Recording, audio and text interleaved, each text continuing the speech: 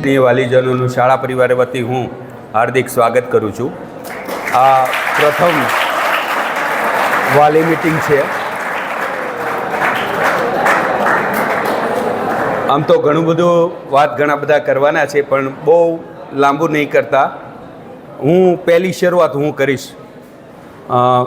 શાળાના આચાર્ય ખીમાણી સાહેબ આપણી વચ્ચે છે. મારી સાઈડમાં બેઠેલા આપણા ગણિત સિનિયર શિક્ષક વિંજોડા સાહેબ છે. આ બાજુ પહેલાં અમારા હાયર સેકન્ડરીના શિક્ષક મિત્ર એવા જાની સાહેબ છે, ઇંગ્લિશ સબ્જેક્ટ ભણાવે છે. ધોરણ 10 સેજ વોલ્યુમ પડઘા નો પડે. ધોરણ 10ના વાલા વિદ્યાર્થીઓ, ખાસ વાલી મિટિંગનું આયોજન આપ સૌના સહિયારા પુરુષાર્થ, અમે વાલીઓ અને તમે, એનો સહિયારા પુરુષાર્થથી આપણે આગળ વધવાનું છે. આજે નવેમ્બર મહિનાના એન્ડમાં, ત્યારબાદ આપણી પાસે ડિસેમ્બર, જાન્યુઆરી અને ફેબ્રુઆરી 27 કે 28 આપણી બોર્ડ એક્ઝામ શરૂ થવાની છે. તો એવું નક્કર આયોજન આપણે કરી લઈએ, કોઈ કચાશ ન રહી જાય. કોઈ વિષયમાં આજે પરિણામ જે પ્રાપ્ત થયું છે એમાં તમને એમ લાગતું હોય કે આમાં હજી મહેનતની જરૂર છે, તો કોઈ પણ જાતની ડિલે કર્યા વગર, મોડું કર્યા વગર આપણે એ વિષયમાં વધારેમાં વધારે મહેનત વધારી દઈએ અને ઈચ્છિત અપેક્ષિત પરિણામ સુધી પહોંચી. એક એવો સંકલ્પ લઈએ કે વિદ્યાર્થીઓને ઉદ્દેશીની વાત કરું છું કે એક પરિણામ આપણે પાસનું આપણે વાલીને હાથમાં આપવું છે. ટકાવારી તો પછીની વાત છે, પણ એક પાસનું પરિણામ જો આપણે વાલીને આપી શકીએ તો મને એવું લાગે છે કે આપણે આ ભણતર સાર્થક ગણાય છે. હવે આ 3 મહિનાનું આયોજન છે એ કઈ રીતે કરવું? શિયાળો છે, લગ્ન પ્રસંગની સિઝન છે, ઘણા બધા વિઘ્નો છે, બહાર જવાનું બધું બનશે, એવું બધું ઘણું બધું આવશે. તો બહાર જવાનું થાય, લગ્ન પ્રસંગમાં જ હાજરી આપવાની થાય, તો એ બધું જ મેનેજ કરવાનું છે. આખો દિવસ પાડવાનો નથી. આપણે માની લો કે વિદ્યાર્થીને લગ્ન પ્રસંગમાં જવું હોય તો હું તો એમ કહું છું કે ઉમરાળામાં હોય અથવા આજુબાજુના ગામમાં હોય તો જમીને પાછું 3જા પીરિયડથી આપણે રાબેતા મુજબ શાળાએ પહોંચી જવું જોઈએ. અત્યારે બાળકોને હૂંફની તમારી ખૂબ જરૂર છે. વાલીઓને નિરાશાજનક શબ્દો નહીં કહેતા, એને મેણાટોણા નહીં મારતા, એની પાસેથી આપણે અપેક્ષિત પરિણામ લાવવાનું છે. તો કદાચ વહેલા જાગવાનું રાત્રે કે આપને અને અલાર્મ મૂકે અને આપણે એને જગાડીએ અને પછી જાગે નહીં એટલે આપણો મગજ જાય કે તો રાતે કહેતો ન હતો સવારે મારે વહેલા જાગવાનું છે એમ. તો 1-2 દિવસ 3 દિવસ એની સાથે આ રીતે જાગી બેસી તો મને એવું લાગે છે કે કંઈક વર્તનમાં ફેરફાર કરી શકાય છે અને કંઈક પરિણામમાં પણ ફેરફાર કરી શકાય છે. આમ તો બાળકોને તો મેં ના પાડી છે, પણ કદાચ તમે મારા વતી એટલું ધ્યાન રાખજો કે રાત્રે કોઈ પણ બાળક ઘરની બહાર ન જવું જોઈએ. રાત્રે તો નહીં જ, કારણ કે બોર્ડના વિદ્યાર્થી જો રાત્રે બહાર જશે તો આપણે પરિણામ એ મેળવી શકશું નહીં. તો એના માટે તો 2 થશે કે એને બહાર ન જવા દેવા માટે આપણે બંધ કરવું પડશે. પહેલાં આપણે બહાર જતા હશું તો એ બહાર જશે. રાત્રે જ્યાં સુધી બાળક વાંચે ત્યાં સુધી જો શક્ય હોય તો એની સાથે બેસવું. શક્ય હોય ત્યાં સુધી, બધા ટાઈમ તો આપણે ન બેસી શકીએ, વ્યવસાય સાથે જોડાયેલા હોય, પણ શક્ય હોય તો એની સાથે બેસ્યું. આ એનું મહત્ત્વનું વર્ષ છે, અગત્યનું છે. એ ફ્રસ્ટ્રેશન અનુભવે, ટેન્શન અનુભવે, સ્ટ્રેસ અનુભવે, તો એની સાથે રહીને એને મોટિવેટ કરીને, એને પ્રેરણા આપીને, ફોલાવીને, થોડુંક સમજાવીને આ પ્રમાણે આપણે એને આગળ લઈ જવો છે. આમ તો આપ સૌ વાલીને ખ્યાલ હશે કે બોર્ડના પેપરો 26 ગુણના એટલે 80 ગુણના પેપરો હશે. એને પાસ થવા માટે 26 ગુણ કમ્પલસરી છે. ભાઈઓ, કંટાળો આવે છે? કંટાળો આવે છે? ઓકે.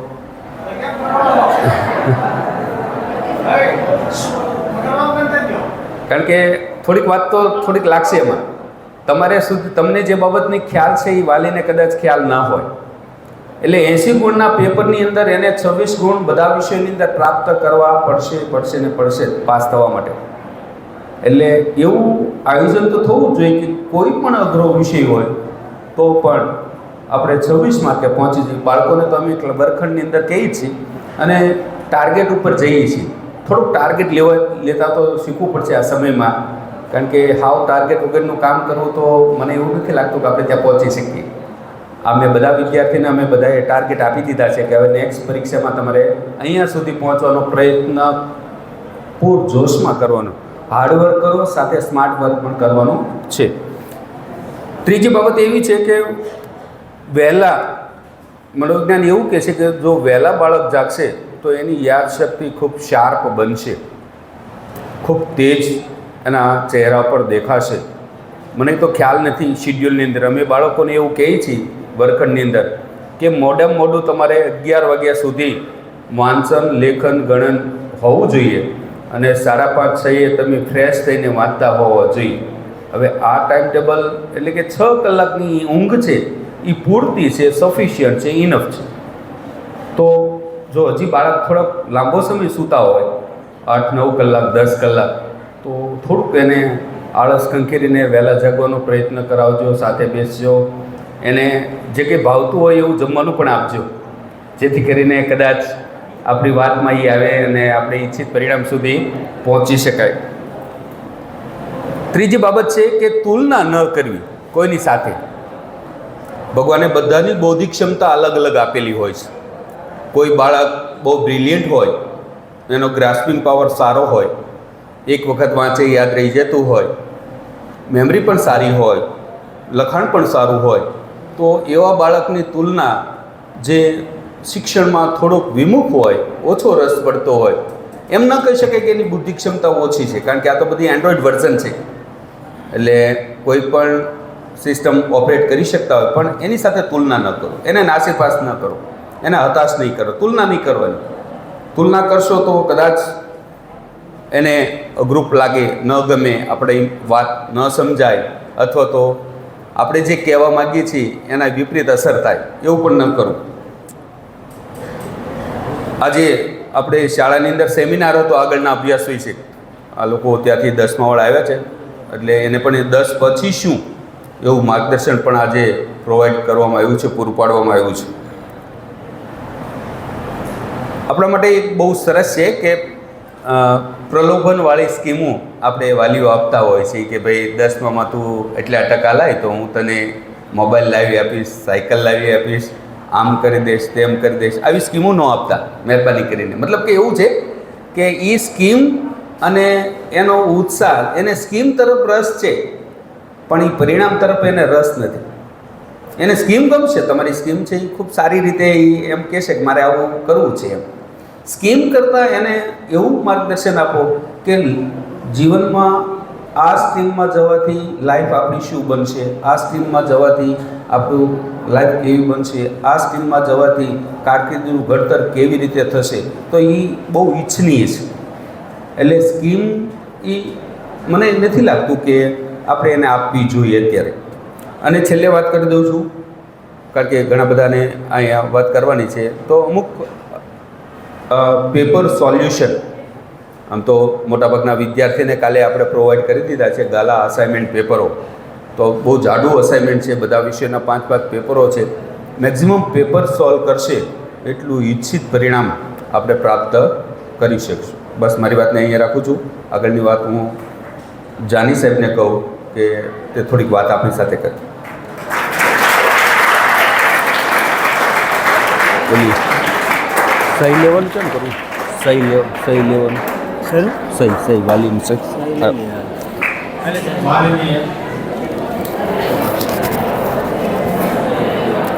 માનનીય આચાર્ય શ્રી ખીમાણી સાહેબ, શિક્ષકગણ, અત્રે ઉપસ્થિત તમામ વાલીશ્રીઓ અને વિદ્યાર્થી ભાઈઓ બહેનો,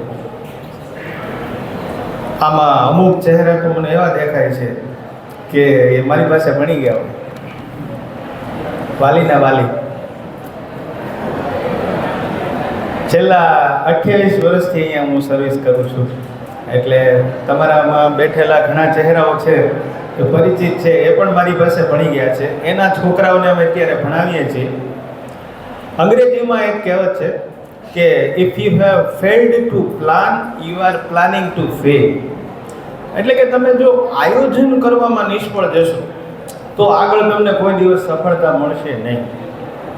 અત્યારે તમારા જે બાળકો છે એની ઉંમર 14-15 વર્ષ આસપાસની ઉંમર ગણાય. એટલે એ તરુણાવસ્થાનો તબક્કો છે, એમાંથી એ પસાર થઈ રહ્યા છે. આપણે બધા પણ એ તબક્કામાંથી પસાર થઈ ગયા છે. એટલે એની જે મુશ્કેલી પડે છે ને એ મુશ્કેલી આપણે જાણવાની છે. હવે ગુજરાતીમાં એક કહેવત કહું કે ભાઈ એક હાથે તાળી ન પડે.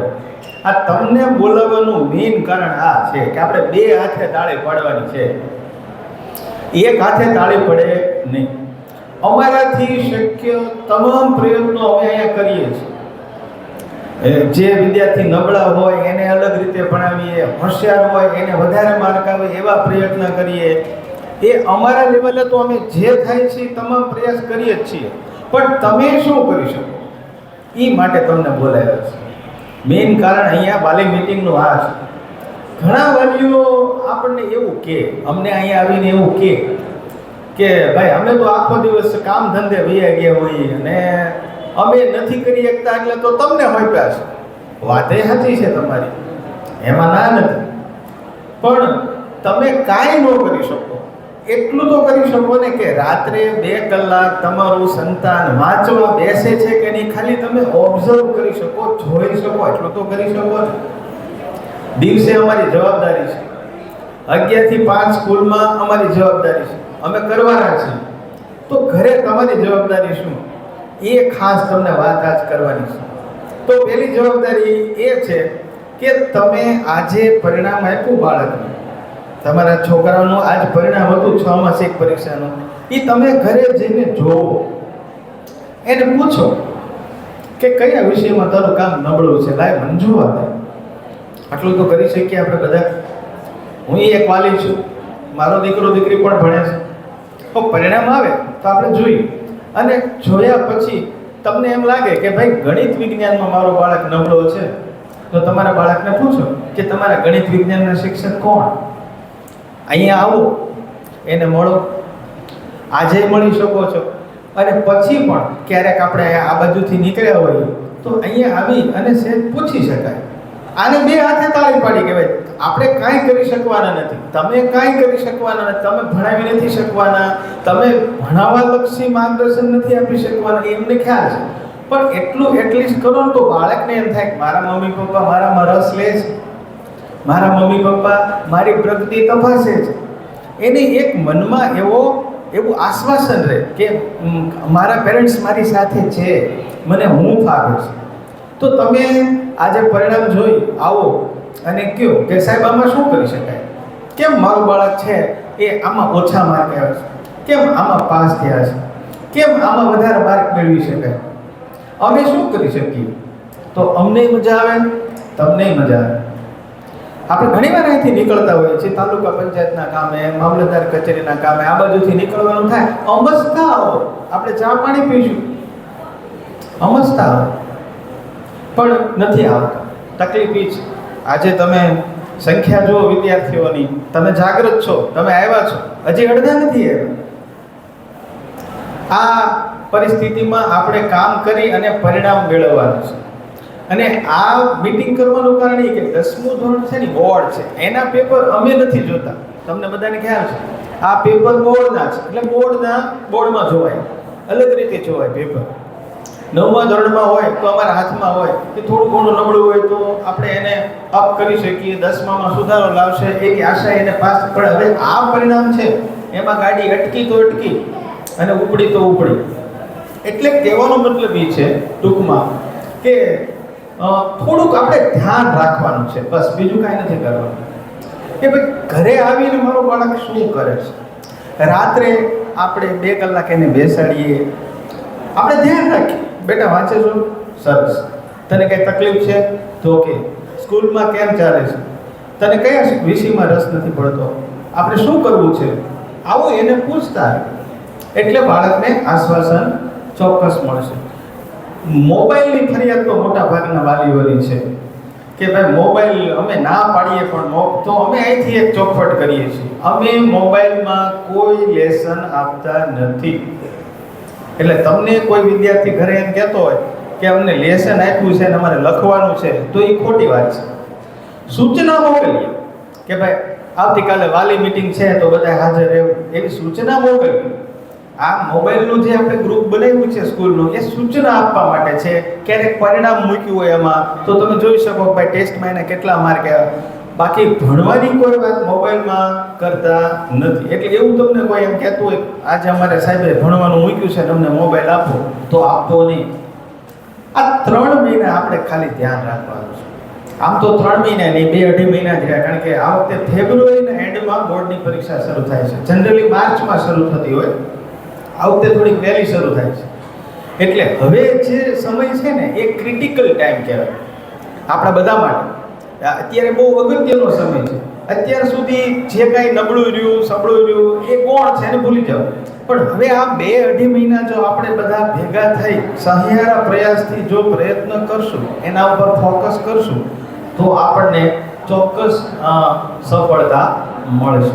અને એ સફળતા આપણને મળે એવી સરસ્વતી માતાને પ્રાર્થના સાથે મારી વાત અહીંયા પૂરી કરું. Thank you.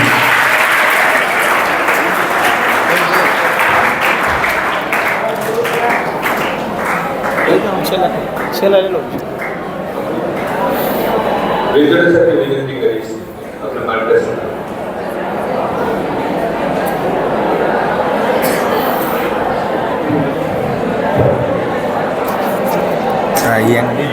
કેમ નીકળે?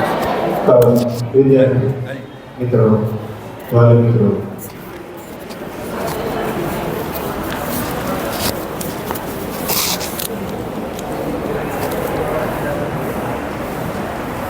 આપણે સૌ આજે બાળકનું ભવિષ્ય છે ઉજ્જવળ બનાવવા માટે આપણે એકત્રિત થઈએ છીએ. એના માટે જે કંઈક કેટલા મંત્રો છે એના પર વાત કરવી છે. પેલું એક કામ એ કરવાનું છે બાળ મિત્રોએ કે પ્રથમ રિઝલ્ટ છે આપને મળી ચૂક્યું છે. જો બાળકે તમને જાણ ન કરી હોય કયા વિષયમાં કેટલા માર્ક છે તો એ આપ જાણી લેશો. એટલે કયા વિષયમાં કેટલા માર્ક ખૂટે છે એ પેલા એક તકેદારી લો. અને જે તે વિષયના શિક્ષક હોય તો એ શિક્ષકને મળવાનું કે મારા દીકરાની ક્યાં કચાશ છે તો એ તમને અમે જણાવીશું. બરાબર, પહેલું સ્ટેપ આ કરી નાખો. બીજી વાત, 20/1 ના રોજ પ્રિલિમિનરી એક્ઝામ શરૂ થઈ રહી, બીજી કસોટી. એસએસસી બોર્ડ અગાઉ પણ એક પરીક્ષા છે. એ પરીક્ષામાં આપણું બાળક સરસ મજાનું કામ કરે એ આપણે તકેદારી લેવાની છે. 20/1 જે શરૂ થાય અને એ રિઝલ્ટમાં તમારું બાળક છે તમામ વિષયમાં સરસ પ્રદર્શન કરી નાખે એવું આપણે કરવાનું છે. એટલે પેલા ખાસ જોઈ લો કયા વિષયમાં એ નબળો છે એ જોવાનું છે. હવે વાલી તરીકે આપણે કેવી ભૂલો કરતા હોઈએ છીએ એની વાત થોડીક મારે તમારી સમક્ષ કરવી છે. અત્યારે હું સ્ક્રીન ઉપર છે તમારી સામે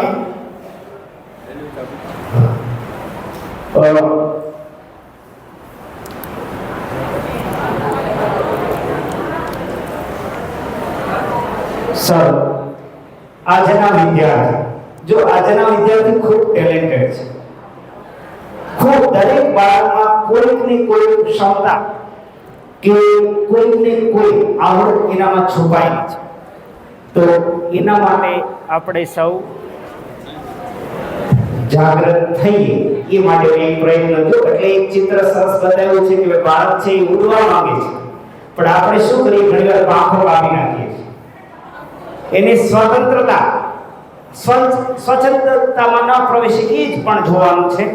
પણ એને શું બનવું છે એ આપણે અત્યારથી એને પૂછવાનું છે. બરાબર, જોઈ. Okay, next.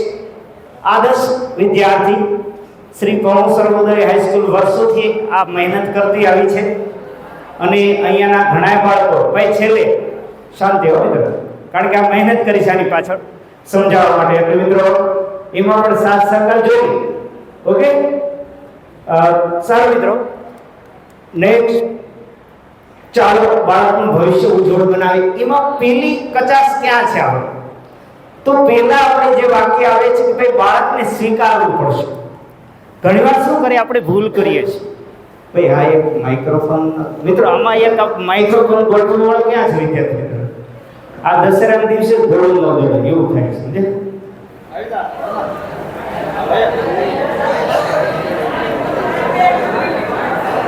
અહીંયા બનાવી આપણે સ્વીકાર. ઘણીવાર શું થાય છે આપણા બાળકને સામાન્ય સમજીએ છીએ કે મારું બાળક છે નબળું છે, અને આપણે શું થાય પડોશીનો દીકરો ગમે, ભાઈ પડોશીનો બહુ હારો, મામાનો બહુ હારો, કાકાનો બહુ હારો, માસીનો બહુ હારો. એમ નહીં, તમે પોતાના દીકરાને સામાન્ય નહીં સમજો, કારણ કે આ સામાન્ય એને સ્વીકારતા શીખો. એ હોશિયાર જ છે, કારણ કે ઈશ્વરે એને કોઈક ને કોઈક એવી ક્ષમતા આપેલી છે, ક્ષેત્ર એને આપેલું છે, એ ભવિષ્યમાં એ ત્યાં પહોંચશે. એટલે એનું નબળે નથી સમજવાનું. એક આ એટલે સ્વીકારો અને પછી એને સમજો. નેક્સ્ટ, જો સમજો, વાતને સમજવાનું. મેં હમણાં એક વાત જોઈ કે બધાએ જે ક્ષેત્ર છે એમાં તાલીમ છે. શિક્ષક મારે બનવું હોય તો એમાં તાલીમ છે, મારે કોઈ અધિકારી બરાબર આઈએએસ ઓફિસર બનવું હોય તો તાલીમ છે. પરંતુ એક નવાઈની વાત, જે ખૂબ અગત્યનું ક્ષેત્ર છે માતા પિતા તરીકેનું, એ ક્ષેત્રમાં ક્યાંય તાલીમ નથી. માતા પિતા તરીકેની જે ભૂમિકા ભજવવાની છે એમાં જો તાલીમ હોય ને તો એ બાળકમાં ક્યાં એ ઉણા ઉતરે છે. બહુ હવે મિત્રો બહુ સમય આ અપડેટ છે. જો આપણા સમયમાં લોકડાઉન નહોતું, એ લોકોના સમયમાં લોકડાઉન છે. આપણા સમયમાં મોબાઈલ નહોતો, એ લોકોને મોબાઈલ છે. ઇન્ટરનેટ નહોતું, ઇન્ટરનેટ છે. એટલે તમારી જવાબદારી વધી જાય છે. એટલે સમજવાનો પ્રયાસ કરો નેક્સ્ટ બાળકને. ઓકે, પેલું સ્વીકારો, પછી સમજો. ઓકે, નેક્સ્ટ, વીએન પટેલ સાહેબે વાત કરી કે ભાઈ બાળકની સરખામણી નથી કરવી. તમે જોયું? સરસ, થેન્ક યુ સર. મિત્રો, બાળકની સરખામણી નથી કરવી અને કરવાની પણ નથી. જો એટલું સમજ્યું, કુદરતને ક્યાંય સરખામણી નથી ગમતી. જો કુદરતે બહુ ઠંડી નહીં, બહુ ગરમી નહીં, બહુ વરસાદ નહીં, તો એ 3 ઋતુ બનાવી જુદી જુદી. પછી વૃક્ષો જો બધા જુદા જુદા, પુષ્પો જો તો બધા જુદા જુદા. એટલે કુદરતને પણ સમાનતા પસંદ નથી. તો ભાઈ આ બાળકને ત્યાં શા માટે તમે સરખામણી કરો છો? આ બાળકની સરખામણી કરવાનું ટાળો, કારણ કે એનામાં જે ક્ષમતા છે એ અલગ અલગ છુપાય. કોઈ સરસ મજાનું ગાય છે, કોઈ સરસ મજાનું બરાબર એનું ક્ષેત્ર, કોઈ તબલા વગાડે છે, કોઈનું ગણિત સારું છે, કોઈનું ગુજરાતી પાછું સરસ કાવ્ય રચના કરતો હોય, એ પાછું ગણિતનું કામ નહીં કરે. એટલે એ સરખામણી કરવાનું પણ ટાળવું પડશે, નહીંતર બાળક છે એ હતાશામાં ગરકાવ થઈ જશે. બરાબર? એટલે એ સરખામણી પણ નથી કરવાની. અને જે છેલ્લો મુદ્દો આ છે એ તો ખૂબ અગત્યનો છે, બાળકોને સમય આપો. કારણ કે ઘણીવાર, કારણ કે હવે બાળકોને સમય થોડું કે સમય આપીને પૂછો, સાહેબે અગાઉ કીધું કે ભાઈ આજે તારે શું ચાલ્યું, કયા સાહેબે કયું પ્રકરણ લીધું, એ પ્રકરણની જાણકારી મેળવો. કારણ કે સમય ખૂબ કિંમતી છે. સમય હોય છે ત્યારે સમજણ નથી હોતી, અને સમજણ હોય છે ત્યારે સમય નથી હોતો, ત્યારે એ પછી મુશ્કેલી સર્જાય છે. તો મિત્રો રેડી? એટલે ખાસ બાળકોને સમય આપવાનો. સમય નહીં આપીએ તો બહુ તકલીફ થવાની. બીજી હજી એક મુશ્કેલી, એક ઉદાહરણ સાથે આપને કહું કે એક વિજ્ઞાન શિક્ષક 20 જેટલા બાળકો અને એને એક પ્રયોગ કરાવ્યો. પ્રયોગ એવો હતો, એક કોસેટો, એમાંથી પતંગિયું બહાર કેવી રીતે નીકળે એ વિજ્ઞાન શિક્ષક સમજાવવાના હતા. કોસેટો એટલે ઈંડું, એમાંથી પતંગિયું કઈ રીતે નીકળે એ સમજાવવાનું. એટલે વિદ્યાર્થીઓને ભેગા કર્યા. એટલે સાહેબે કીધું સારું, એટલે ઈંડું લઈને આવ્યા. એટલે વિદ્યાર્થી સાહેબ કઈ રીતે નીકળશે? એટલે શિક્ષકે કીધું હમણાં છે ને ઈંડું છે એ ફૂટશે અને એમાંથી ઈયળ બહાર નીકળશે. ઈયળ બહાર નીકળશે પછી સાહેબ ક્યારે એ ઉડશે? તો એ કે 4 કલાક થશે. એ જે ઈયળ બહાર નીકળશે એને પાંખો ફૂટશે અને પછી ઉડી જશે. તો એમાં કેટલો સમય લાગશે? 4 કલાક લાગશે. એટલે શિક્ષકોએ ભાઈ આ પ્રવૃત્તિ કરી અને ભાઈ બધા વિદ્યાર્થીને નોટ લઈને અવલોકન કરવાનું કીધું ઈંડાનું. એટલે અવલોકન શરૂ. શિક્ષકે હમણાં હું આવું છું, મારે થોડું કામ છે, તમે 4 કલાક આનું અવલોકન કરો, નોંધ કરો. એટલે આવીને હું પૂછીશ. સારું. એટલે તમામ વિદ્યાર્થીઓ ઈંડા સામે નજર આવે. થોડો સમય થયો તો ઈંડામાં સળવળાટ થયો. ઈંડામાં સળવળાટ થયો એટલે ઓલી તરત જ ઓલા વિદ્યાર્થી આવો ભાઈ ઈંડામાં સળવળાટ થયો એટલે થોડા સમયમાં એની અંદરથી ઈંડું ફૂટી અને ચીકણું પ્રવાહી નીકળ્યું અને કરચ નીકળ્યું અને જે ઈયળ છે એ બહાર નીકળવા માટે પ્રયત્ન કરતી હતી. ઈયળ છે એ બહાર નીકળવા માટે પ્રયત્ન કરતી હતી, પણ આગળ બેઠેલો વિદ્યાર્થી કે આ ઈયળ તો ખૂબ પ્રયત્ન કરતો, વિચાર બહાર નહોતી નીકળી શકતી. ઈયળ છે એ બહાર નહોતી નીકળી શકતી. એટલે ઓલા વિદ્યાર્થીએ શું કર્યું? એક સાવરણાની સળી લઈ આવ્યું. સાવરણાની સળી લઈ ઓલી ઈયળને છે ઈંડામાં મૂકીને બહાર ઈયળને મૂકી દીધી. અને પછી પાછો કે જોયું આપણે મદદ કરી.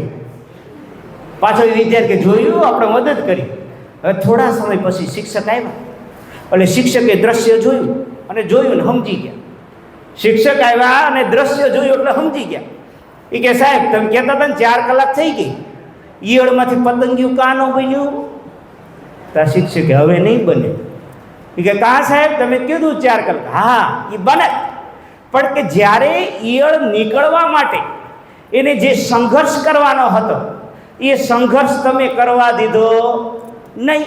જો એ ઈયળમાં સંઘર્ષ કરવા દીધો હોત તો ઈયળને શું થાત? પાંખો ફૂટત અને પછી પતંગિયું બનીને ઉડી જઈ. તો આપણે પણ વાલી મિત્રો આવું કામ કરીએ છીએ. બાળકને સંઘર્ષ કરવા દેતા નથી. આપણે સતત હેલિકોપ્ટરની જેમ ઉપર ઉડ્યા જ કરીએ. અમે અહીંયા ઘણીવાર અહીંયા ફોર્મ ભરવા આવે ને તો એ છોકરો નહીં, એના વાલી ફોર્મ લાવો અરે ભાઈ એને થોડું લખવા તો દો ફોર્મમાં.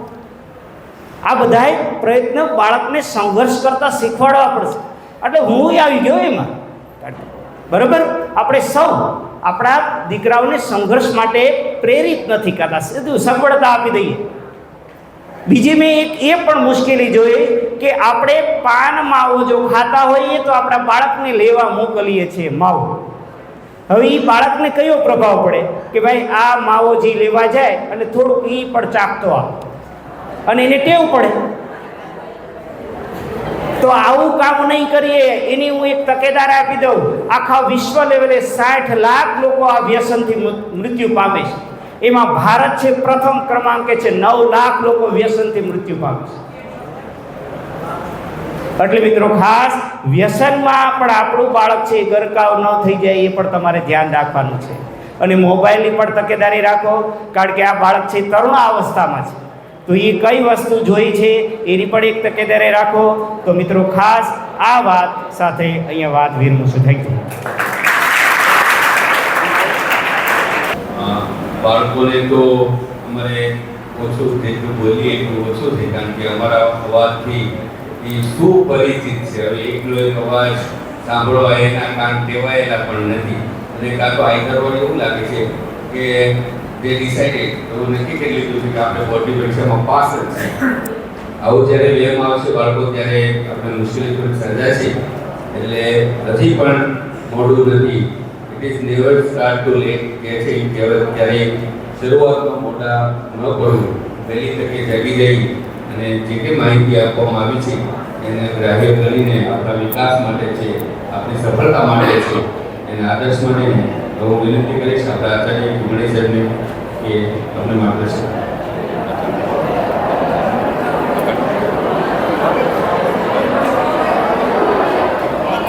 ઓછો કરે.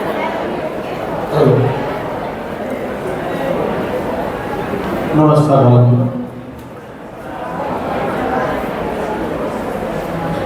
અરે મૈકલભાઈ તો આ શાળામાં તો ઘણા ખરા ચહેરાઓ છે, આપણા ભૂતપૂર્વ વિદ્યાર્થીઓ છે, પણ મારો શરૂઆતનો તબક્કો અને એ સમયે મૈકલભાઈ કદાચ 11-12માં હતા. ક્યાં છે એમનો બાબો? આવી તો આગળ આવી જાય, આગળ આવી જાય, આગળ આવી જાય. જો આમાં રમત છે અને પાછો રમતમાં આવે છે એ રીતે કે રાખવી પડે. આમ ઘણી વાર વાલીઓ આવે ને એટલે પેશન્ટ છોકરા પડે ને મારવા પડતા હોય. હવે આ છોકરા બધા મારવા જાય ને રમડવા જેવા હોય. અને અમારા છોકરા કરતા વધારે ના હોય પ્રેમ વરસાવી હોય. અમારે નોંધ નથી દેતા પણ એક એક તકની અમે નોંધ લઈએ છીએ. હવે ખાસ તો નબળી બાબતો તમને કહેવા માટે બોલાવ્યા એમ નહીં, પણ એની સબળી બાબતો શું છે. એક તો સારામાં સારી આપણા છોકરાની જો સૂટી હોય તો એની નૈતિક પ્રમાણિકતા અને આ ભાવિ નાગરિક સારા નિર્માણ કરી શકે. અમારા દરેક બાળકોના 500 છોકરાઓ છે ભાઈઓ બહેનો. આખા કેમ્પસમાં 1000ની આસપાસની સંખ્યા છે. પણ નાનામાં નાની વસ્તુ કેમ્પસમાં અથવા કેમ્પસની બહાર એમને મળી હોય તો એ અમારા ટેબલે અવશ્ય આવી જાય. પછી આજના સમયમાં રૂપિયો હોય કે 5 રૂપિયા 500ની નોટ હોય, અમારા ટેબલમાં આવી જાય, આવી જાય ને આવી જાય. એટલે આ જો બાળકમાં હશે તો એ ભવિષ્યનો નાગરિક સારો જ બને. એને ફાઇલોમાં ખોટું કરવાની ઈચ્છા નહીં થાય. એટલે સારામાં સારી બાબત દરેક બાળકની આ એની નૈતિક પ્રમાણિકતા છે. પછી હાર્ડવર્ક કરે એવા છે. અમારે કાંઈ નાનું એવું કામ કાંઈ લેવું હોય ને તો સરકારના પરિપત્રો પ્રમાણે અમે થોડાક સંકોચ આવીએ કે બાળકો પાસે કામ ન કરાવો. પણ અમે થોડુંક એવું વિચારીએ છીએ કે આ ઉંમરે એને કામ કરવાની ટેવ પાડવી જોઈએ. એને કોઈ પણ કામની છૂટ ન રહેવી જોઈએ. એટલે મારે 5 બાળકોની કામ હોય ને અમે બોલાવીએ ને તો 15 બાળકો આવે. એટલે એને હાર્ડવર્ક કરવું ગમે, પણ ભણવું નથી ગમતું. વર્ગમાં એને ભણવું નથી ગમતું અને એના માટે અમારે પરાણે એને ભણવા બેસાડવા પડે. હું અવારનવાર કહું છું કે જ્યારે જે પરિસ્થિતિ આપણી સામે આવી, આપણે જે કામ આપણને મળ્યું છે એ કામ આપણને ન ગમે પણ આપણે કામને ગમતું થવાનું. આપણે જો કામને ગમતા થઈશું અથવા કામ જો આપણે ગમતું કરશું તો એ કામમાં આપણને રસ પડશે ને આનંદ આવશે. એ વેદ જેવું નહીં લાગે, એવું વેદ જેવું નહીં લાગે. મને આવડા મોટા કેમ્પસનો ચાર્જ આપ્યો છે તો એ મને હજુ સુધી ક્યારે વેદ જેવું નથી લાગતું, ઉલટાનો આનંદ આવે છે કે ના ના આવી મોટી સ્કૂલનું અને આખું મેનેજમેન્ટ આપણા હાથમાં આવ્યું એટલે વિશ્વાસ કેટલો હશે અને મને મારા સ્ટાફ પર વિશ્વાસ કેટલો હશે કે બધાના સહકારથી અને વાલીઓ ઉપર કેટલો વિશ્વાસ હશે. કારણ કે મારે તો મધ્યસ્થી કરવાની છે. વિદ્યાર્થીઓ છે, વાલી છે, શિક્ષકો છે, એક બાજુ ટ્રસ્ટી મંડળો છે, એ બધાને સાંભળવાના છે. એ બધાને સાંભળ્યા પછી એને સંતોષકારક જવાબ દેવાના છે અને એની વચ્ચે રહી અને કામ કરવાનું છે. છતાં ક્યારેય એવા કોઈ કડવા અનુભવ નથી થતા.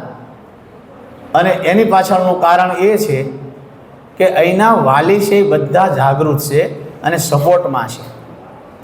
દરેક વાલીને પોતાના બાળકને કંઈક બનાવવું છે પણ આપણી અપેક્ષા પ્રમાણે નહીં બને. આ બરોબર યાદ રાખજો. આપણા અધૂરા સપના હોય એ બાળક ઉપર પૂરા કરવા માટે પ્રયત્ન કરશું તો એ શક્ય નહીં બને. દરેકમાં કાંઈક ને કાંઈક બીજ રોપાણ થઈને આવ્યું જ છે. સમય આવે બહાર આવે, સમય આવે બહાર આવે. એના અંકુરે ફૂટી ગયા છે પ્રાથમિક શાળામાં. અહીંયા માત્ર અમારે એને પાણીરૂપી પોષણ આપવાનું છે. એટલે કઈ દિશામાં જવાય ને કઈ દિશામાં ન જવાય, કઈ દિશામાં ગયા હોય તો ભવિષ્ય આપણું બને અને કઈ દિશા તરફ જઈએ તો ભવિષ્ય આપણું ભૂંગળું થાય. આ એટલું જ અમને બતાવવાનું છે. બાકી અહીં કોઈ ભણાવતા નથી, ના ભણતા નથી. બધો આપણો વ્યાયામ છે. કોઈ ભણતું નથી, કોઈ ભણાવતું નથી. બધા પોતાની રીતે જ ભણે છે. પણ ચોક્કસ દેખરેખ આપણી હોવી જોઈએ કે 11 થી 5 છે તો એ બાળક છે એ 9મા ધોરણમાં એનું વર્તન આવું હતું તો 11માં આવ્યો ત્યારે વર્તન આવું થયું તો અમે એનો સર્વે કરી કે શાના કારણે પરિવર્તન આવ્યું. તો એ પરિવર્તનના આધારે અમને તરત ખ્યાલ આવે કે આના કારણે આ આવ્યું છે એટલે અમે તરત એમને વાળવા માટે પ્રયત્ન કરીએ. મારવું છે તો પછીનું છેલ્લું સ્ટેપ છે. મારવાનો હોય જ નહીં, મારવાનું હોય પોલિટિશિયનને. શિક્ષકોને તો પંપાળવા માટે આપ્યા છે, રમાડવા માટે આપ્યા છે, આનંદ કરાવવા માટે આપ્યા છે. અને આનંદ સાથે અરે ક્યાં મારીએ છીએ એવી ખોટા હું દાંત કાઢો છો.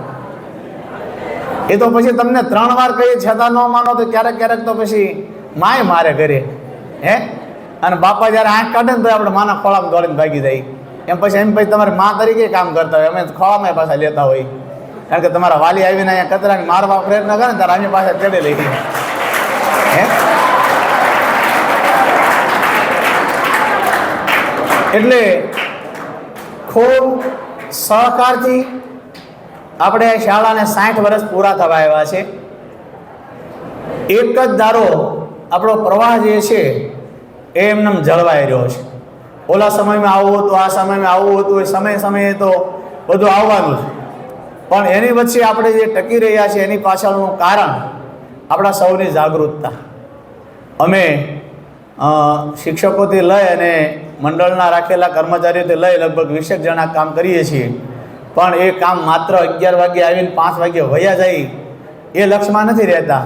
એની ટાઈમ જરૂર હોય ત્યારે ગમે ત્યારે જે શિક્ષક સાહેબોને જેને જે કામ હોપ્યું હોય એ 11 થી 5 પછી પણ બાળકોના હિતમાં રહી અને એ કામ કરવા માટે પોતે બંધાયેલા છે અને હોંશથી એ કામ કરે છે. હવે પરીક્ષાલક્ષી વાતો ઘણી બધી કરી. 10મું ધોરણ એટલે બાળકનો આ પહેલું પગથિયું છે. એટલે પાસ થાય નાપાસ થાય એ તો બધું આવવાનું જ. કારણ કે મારી પ્રથમ પરીક્ષા લેવાની ત્યારે હું 2માં નાપાસ થયા તો મને ખ્યાલ છે. અને મોરારી બાપુ બોર્ડની પરીક્ષા આપ્યા પછી 3 વાર નાપાસ થયા, છતાં એનામાં જે હતું એ ઉગ્યું. આજે વિશ્વના કથાકાર તરીકે પોતે પોતાની નામના મેળવી છે. એટલે ક્યારેય કોઈ બાળકની કોઈની સાથે કમ્પેરિઝન નહીં કરવાની. આનો હોશિયાર છે ને મારો નબળો છે એમ નહીં. જે છે એ આપણું, એને કઈ રીતે આગળ લાવવું એના માટે આપણે સહિયારા પુરુષાર્થ કરવાના. ગવર્મેન્ટે માધ્યમિક શિક્ષણ બોર્ડે પેપર સ્ટાઇલ ગયા વર્ષે જે અઘરી હતી એ અઘરીમાંથી સરળતા કરી છે. અને સરળતા 10-12ની એટલી બધી સરળતા કરી દીધી છે કે નાપાસ થવા કરતાં પાસ થવું વધારે સરળ છે. એના પાસિંગ માર્ક આવે ને એટલા જ ઓબ્જેક્ટિવ છે. જોકે અમે ફેબ્રુઆરી મહિનામાં દરેક બાળકને ઓબ્જેક્ટિવ ઉપર જ બહાર આપશું. પણ તમારે વાલી તરીકે જવાબદારી એ જ લેવાની છે કે હવે આ નવેમ્બર ઉતરવા આવી ગયો, ડિસેમ્બર, જાન્યુઆરી અને ફેબ્રુઆરી 3 મહિના તમારું બાળક જે કાંઈ અહીંયા ભણ્યા છે એનું રિવિઝન કરે. રિવિઝન વિના ક્યારેય કોઈને કાંઈ ન આવડે. અમે તમારી સામે બોલ્યા છે ને, તમે કાલે વિષય આપ્યા હતા કે કયા સાહેબને કયા વિષય ઉપર બોલવું, જરાક માનસિક વિચારી લઈએ. અને ત્યારે એમને અમે અહીંયા તમારી સામે આવું ન બોલી શકીએ. એટલે અમે વિચારી કાઢીએ કે આપણે વાલીઓ સાથે આ ચર્ચા કરવી છે, આવા મુદ્દાઓ ઉપર આપણે વાત કરીએ. એટલે એક ને એક વાત બેવડાય નહીં અને મિટિંગ પણ સંતોષકારક લાગે. આપણને એમ થાય કે વાલીઓ ન આવ્યા, વાલીઓને એમ થાય કે ના આમાં તો હાવ ખોટો સમય બગાડ્યો. એટલે તમે તમારા બાળકનું ભવિષ્ય વિચારી અને જે વાલીઓ આવ્યા છે એ સૌને અભિનંદન. પણ ખરેખર અમારે જેમના વાલીની જરૂર હોય ને એ વાલીઓ અહીંયા નથી આવતા. હવે એના અભ્યાસ બારામાં તો વીએન સાહેબે, વિંજોડા સાહેબે, જાની સાહેબ બધી વાત કરી છે. પણ મારે થોડોક એના ભવિષ્ય બારામાં તમને કહેવું છે. આ છોકરાઓ આપણી કરતા ટેલેન્ટ છે આજના ટેકનિકલ યુગની અંદર. અમે જે નથી કરી શકતા ને એ અમે બાળકોને કરાવીએ છીએ. બધા વર્ગોમાં સ્માર્ટ બોર્ડ આવ્યા છે. તમે જુઓ, અમારે ડસ્ટરને ચોક વયા ગયા છે. દરેક વર્ગમાં સ્માર્ટ બોર્ડ આવ્યા છે. અને સ્માર્ટ બોર્ડમાં લખીએ એટલે એની આપોઆપ ભૂંસવા માટેની પ્રક્રિયા છે. એટલે એમાં અમારી જેવા 50 વટાવી ગયેલા છે એને બહુ નથી ખ્યાલ આવતો, પણ અમારા 2 છોકરા ઊભા થઈને તરત અમને શરૂ કરી દી, શીખવાડી દે સાહેબ આમથી આમ કરો એટલે એ થશે. એટલે કોઈ બાળક કાંઈ નબળું છે જ નહીં, પણ આપણા સ્વપ્નાઓ નબળા છે. આજના સમયમાં આપણે બધા જ વાલીઓને ડૉક્ટર બનાવવાના સ્વપ્નાઓ છે. કોઈને સારો કારીગર બનાવવાની ઈચ્છા નથી.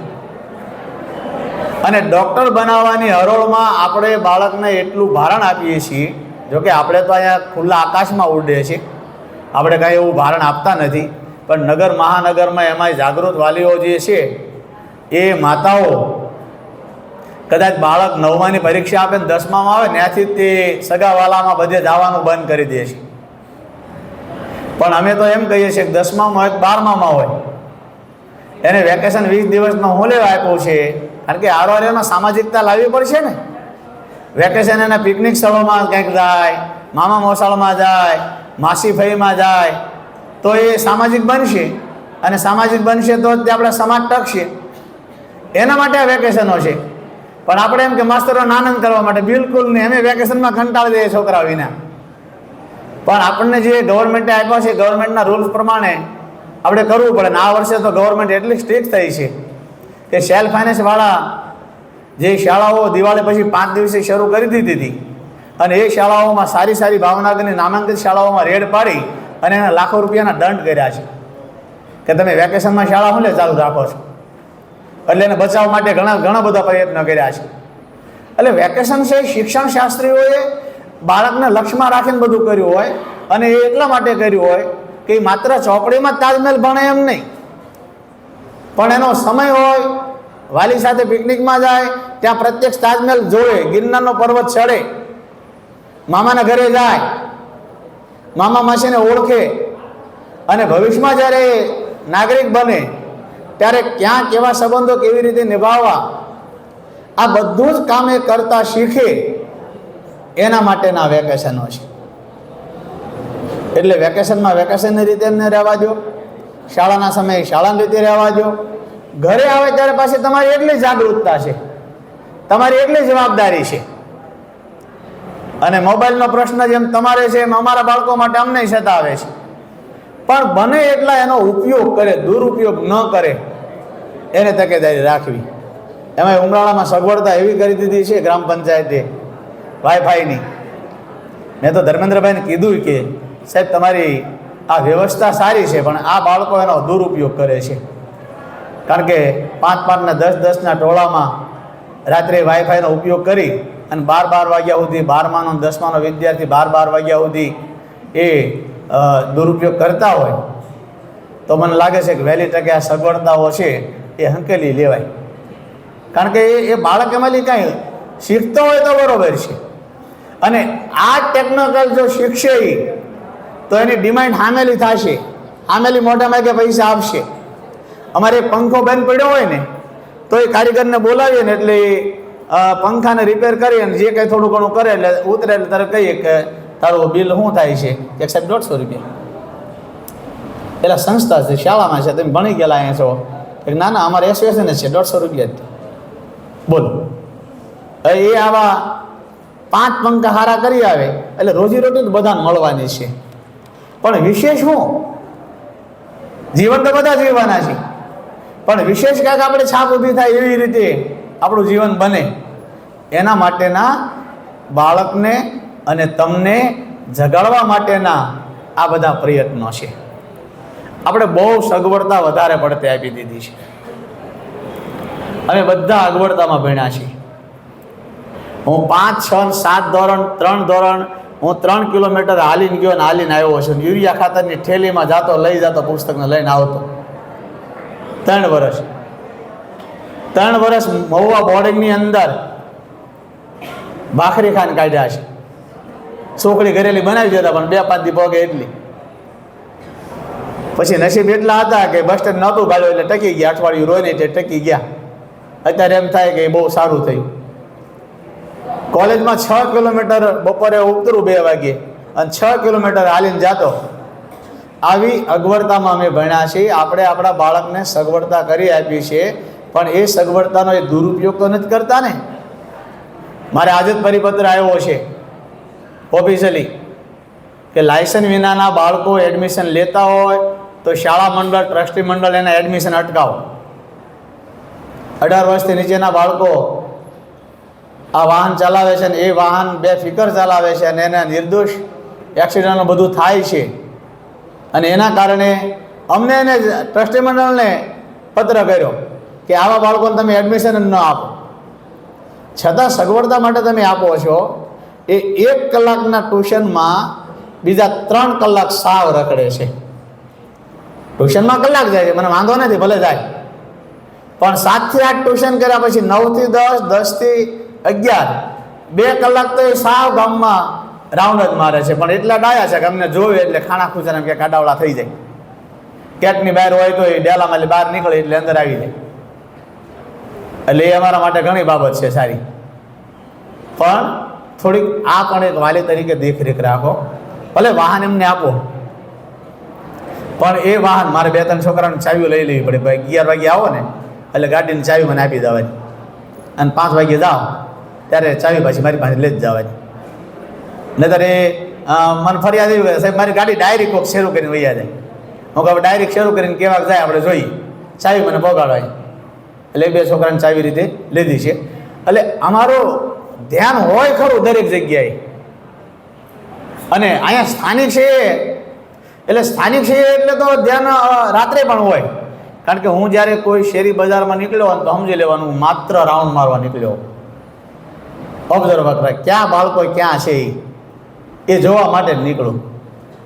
અને બાળકોને ખબર છે કે સાહેબ નીકળ્યા છે એટલે મોઢું હેઠું કરી દે, પણ હું ચારો ઓળખી લઉં કે આ 12મા ધોરણ વાળો છોકરો છે. એટલે વાલીને બોલાવીને કહીએ કે એના મને 3 મહિના પૂરતા થોડાક સ્ટોપ કરી દો ને.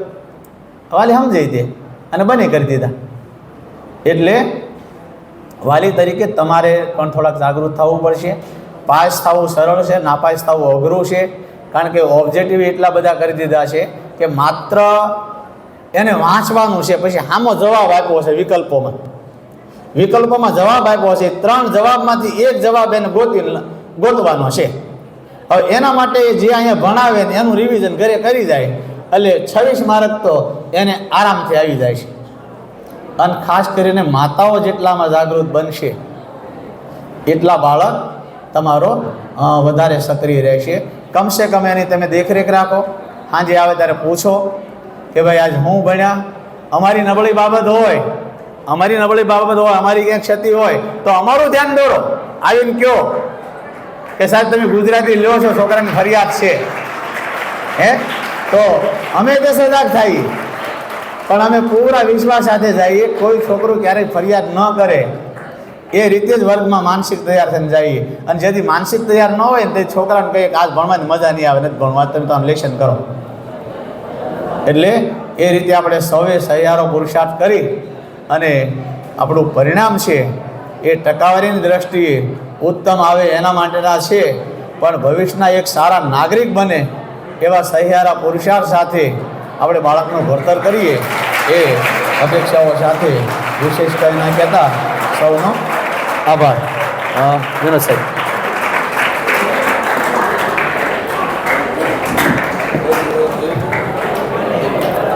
વાલીને માર્ગદર્શન આપવા માટે આ સેમિનારનું આયોજન છે. બધું ગળે પડી ગયું. લાગે છે કે વિદ્યાર્થી કંટાળી ગયા છે. અને તાલીમ 2 રીતે પડતી હોય છે. સામાન્ય રીતે એક અંતરનાથી પડતી હોય અને એક કંટાળાજનક પરિસ્થિતિથી પડતી હોય. પણ આપણે બહુ લાંબુ લેક્ચર નથી કરવું. આપ સૌને ફરીથી શાળા પરિવાર વતી બોર્ડની પરીક્ષા માટે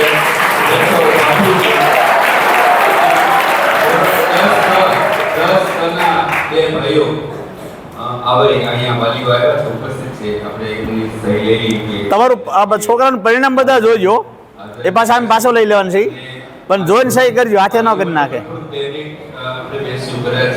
આ લોકોને ગ્રાઉન્ડમાં ફ્રેશ થવું હોય તો ભલે તમે. એ ખાખડિયા ક્યાં છે? ખાખડિયા અને 2 ભાઈઓ મારા 10 2 ભાઈઓ ખાખડિયા ઉભા થતો. ફોટોની ચિરાગ છે. આ ભાઈ શું થાય? ખાખડિયા વાલી ઉભા થાવ તો ઠીક. તમારો બાબલો છે? 2 મિનિટ પહેલા બેસો. એ એટલા માટે છે કે મારે વાલીને આપણે અહીંથી જ બધા બોલ્યા છીએ. વાલીને કંઈક પ્રશ્ન હોય તો રજૂઆત થશે, તો શેરિંગ થશે, તો અમને પણ ખ્યાલ આવશે કે ભાઈ તમને મુજબ કંઈ પ્રશ્ન હોય, બાળકની કંઈક પ્રોબ્લેમ થતો હોય અથવા તો કંઈક મિસમેચ થતું હોય, તમે કંઈક કહો તો બાળક કંઈક કરે, તો અહીં વચ્ચે હશે તો વધારે મજા આવશે. 10 અને 10 પણ 2 ભાઈઓ આવે પછી જેમના વાલી છે એની સહી લઈ લેજો. એટલે 10 માંથી 2 ભાઈઓ 10 માંથી 2 ભાઈઓ આવશે અને 10 અની અંદર એવું છે, બોલું છે? ના ના જરૂર. હવે હવે બબે ભાઈઓ મેં કીધા એક વખત બાકી તમે ફ્રેશ થવા માટે જઈ શકો છો અને બીજા 2 ભાઈઓ કરાવજો તે ભાઈઓ માટે